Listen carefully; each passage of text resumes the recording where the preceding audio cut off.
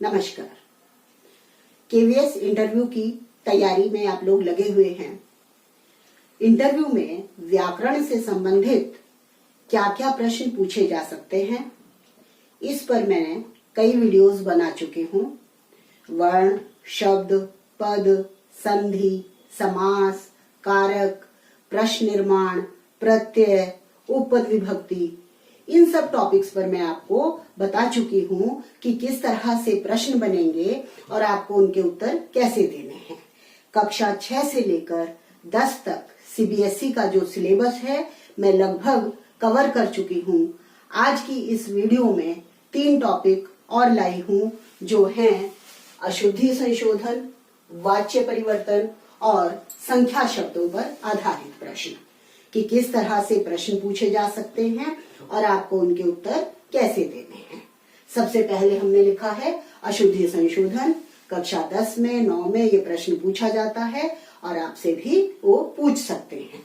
कोई भी वाक्य दे सकते हैं। मैं यहाँ मान रही हूँ कि मान लो आपको ये वाक्य दिए जा रहे हैं, तो आप कैसे उनको शुद्ध करेंगे। किस तरह से आपको देखना होता है कि कर्ता क्रिया की अशुद्धि है या विशेषण विशेष्य की अशुद्धि है, संख्यावाची शब्द की अशुद्धि है, कैसी अशुद्धि है आपको तुरंत पहचान कर उसको ठीक करना होगा। मान लो मैं एक वाक्य लिखती हूँ, त्वम नाम किमस्ति। त्वम नाम किमस्ति, ये उन्होंने आपको बोला, तो यहाँ आपको तुरंत पता लग जाना चाहिए कि त्वम नाम नहीं होता, तव नाम होता है। तुम्हारा नाम क्या है? तव नाम।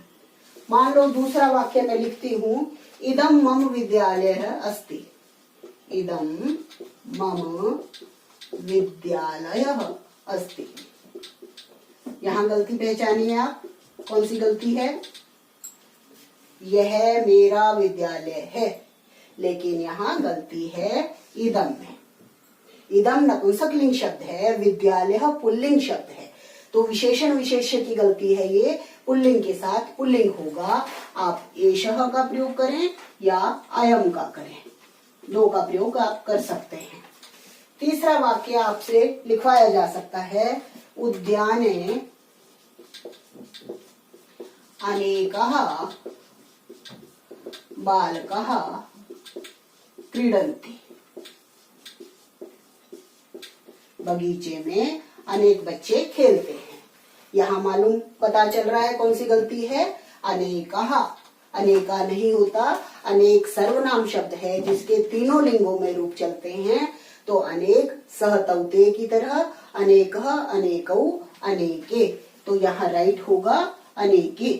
आपको बहुत एकदम तुरंत अपना दिमाग चलाना है इन कामों के लिए, ज्यादा समय नहीं लगाना। और हो सकता है ह्य सोमवासरः भविष्यति। इसको शुद्ध करिए कि कल सोमवार होगा। यहाँ हमको ध्यान देना है कि या तो हम इस शब्द को बदल दें, ह्य को बदल दें। भविष्यति फ्यूचर, दो कल होते हैं, एक ह्य और एक श्वः। यदि हम यहाँ श्व कर दें तब ठीक हो जाएगा, और यदि ह्य रहने दें और उसके बदले हम आसीत कर दें तो ठीक हो सकता है। दो तरह से हम इसको शुद्ध कर सकते हैं, श्वः सोमवासरः भविष्यति या ह्य सोमवासरः आसीत। इस तरह से तुरंत दिमाग लगाकर एक और चलो सेंटेंस बताती हूँ। मान लो हम कहते हैं कि सप्ताहे सप्ताह दिवसाः भवन्ति। इसको शुद्ध करो। सप्ताह में 7 दिन होते हैं। तो यहाँ गलती है। आप कहोगे कि मैडम अभी आपने बोला कि विशेषण विशेषण में एक सी लगेगी, दिवसाह के साथ सप्ताह क्यों ठीक नहीं है? क्योंकि सप्त शब्द अपने आप में बहुवचन है। 4 के बाद संख्या एक जैसी चलती है तीनों लिंगों में। सप्त, सप्त, सप्तभी, सप्तभ्य, सप्तभ्य, सप्तानाम, सप्तसु, इस तरह रूप चलते हैं।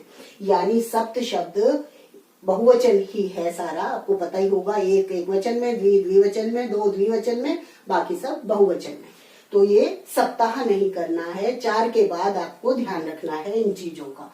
वाक्य कोई भी हो सकता है, पंच पंच दश भवंती, इस तरह के शब्दों पर ध्यान दीजिएगा।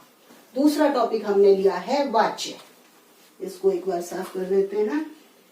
वाच्य पर आधारित थोड़ा सा ये आपको अच्छी तरह से टॉपिक सीखना पड़ेगा। हमारे चैनल पर बहुत अच्छे से समझाया गया है ये टॉपिक। यदि अभी तक नहीं आता है तो आप वहां से हेल्प ले सकते हैं। आपको कोई वाक्य दे दिया जाएगा, मान लो उन्होंने कहा अहम गीताम पठामि। इस वाक्य को आप कर्मवाच्य में बदलिए। कर्तृवाच्य का वाक्य है। पूछा भी जा सकता है कि कर्तृवाच्य क्या होता है, कर्मवाच्य क्या होता है। कर्ता के अनुसार क्रिया लगे कर्तृवाच्य, कर्म के अनुसार क्रिया लगे कर्मवाच्य। तो इस वाक्य को हमें कर्मवाच्य में बदलने को कहते हैं। तो क्या करना होगा, क्या करना है, तृतीया लगा दो, मया, प्रथमा लगा दो, गीता, पठामि का पठ्यते। फिर से कह रही हूं, यदि आप सीखना चाहते हैं तो चैनल पर वाच्य वाले टॉपिक में जाइएगा, वहां बहुत अच्छे से आपको समझाया गया है तीनों में। इस तरह से आप जब सीख जाएंगे तभी कर पाएंगे कि गीताम का गीता क्यों हुआ, मया कैसे हुआ, बात की बात है। दूसरा आपको कर्मवाच्य का दिया जाएगा, मान लो तया गीतम गीयते, गीतम गीयते। इसको कहें कि कर्तृवाच्य में बदलो। तो रूल पता होगा आप तभी बदल पाओगे, रूप याद होंगे तब बदल पाओगे। तया का पता होना चाहिए सबसे पहले, किसका बना है ये, सा से बना है ये, सा तेता ताम तेता तया। गीतम, गीतम ही रहेगा, गीयते, सा गीतम गायती। धातु गई धातु है, गाय बनते हैं इससे, गायती गायता गायती। इस तरह से हर चीज का ध्यान रखते हुए तुरंत आपको अपना दिमाग चलाना है, बिना घबराए सही उत्तर देना है। तो वाच्य से रिलेटेड कर्तृवाच्य, कर्मवाच्य, भाववाच्य की परिभाषा पूछ सकते हैं। किसी वाक्य को कर्तृवाच्य में बदलो या कर्मवाच्य में बदलने को कहा जा सकता है। ठीक है। तीसरा टॉपिक है संख्या शब्दों पर। कोई बहुत ज्यादा इसमें नहीं है। जैसे अभी मैंने अशुद्धि संशोधन में आपको एक सेंटेंस दिया था, वो पूछ सकते हैं आपसे। और दूसरा कुछ शब्द जैसे 96 को कहेंगे, इंपॉर्टेंट वर्ड है ये, कि 96 को संस्कृत में क्या कहते हैं। तो आपको शर्णावती बोलना है, अण, डबल अण, इसको शर्णावती, ये बनेगा 96। तो यहाँ आपसे संधि भी पूछ सकते हैं इसी समय कि शरणावती कैसे बना। षट प्लस नवती, ट के सामने न पंचम वर्ण होने पर ट का पंचम बन गया, ट ठ ड ढ अण। इसने अण, इसको भी अण में परिवर्तित कर दिया। आपको ये संधि का नियम भी थोड़ा सा देख लेना है। दूसरा आपसे 33 की संस्कृत, 44 की संस्कृत, 33 को क्या कहते हैं, त्रयस त्रिंशत। ये आपको श स स, ये वीडियो भी मैं आपको दे चुकी हूँ कि श श स कैसे उच्चारण करना है। इसमें आपको दंत्य स का उच्चारण करना है। त्रयस त्रिंशत, चतुष चत्वारिंशत। यहाँ भी आपसे पूछ सकते हैं कि यहाँ दंत्य स क्यों आया, यहाँ ये मूर्धन्य क्यों आया, इचुएशनम तालु तालव्य श क्यों आया। तो ये क्वेश्चन आपके वहां बनेंगे। तो हर टॉपिक को थोड़ा सा ध्यान से पढ़कर जाएंगे तो जो ये आपको इतनी मेहनत के बाद अवसर मिला है ये व्यर्थ नहीं होगा।